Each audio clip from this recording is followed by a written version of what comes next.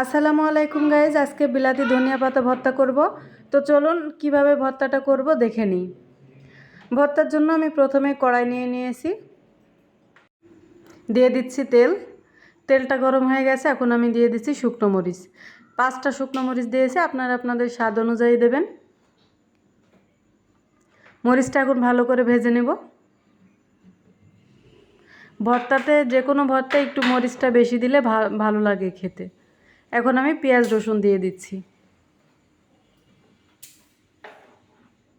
পেঁয়াজ রসুনটা সুন্দর করে ভেজে নেব। দিয়ে দিচ্ছি পরিমাণ মতো লবণ। এখন আমি সব কিছু ভালো করে ভেজে নেব।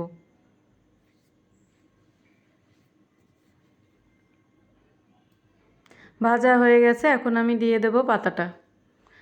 ধনিয়া পাতাটা দিয়ে দিচ্ছি।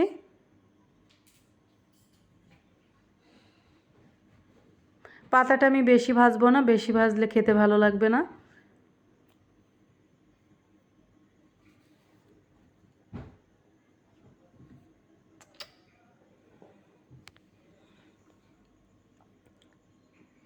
তো গাইস, ভাজা হয়ে গেছে, আমি নামিয়ে নেব শিলপাটায়। ভর্তাটা আমি শিলপাটায় করব। যে কোনো ভর্তায় শিলপাটায় করলে বেশি ভালো লাগে খেতে। আপনারা চাইলে ব্লেন্ডারও করে নিতে পারেন, আমি শিলপাটায় করে নিচ্ছি।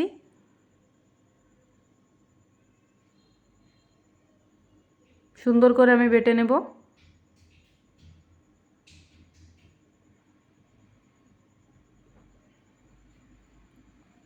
আমার বাটা হয়ে গেছে, আমি আর একবার ভালো করে বেটে নেব।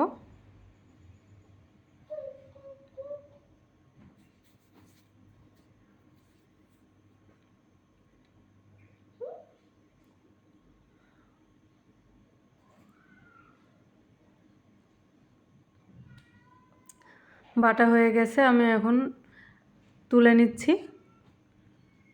তো গাইস, আপনারা এভাবে ভর্তাটা করে দেখবেন, খুবই ভালো লাগে খেতে। আজকের ভিডিও পর্যন্তই। আল্লাহ হাফেজ।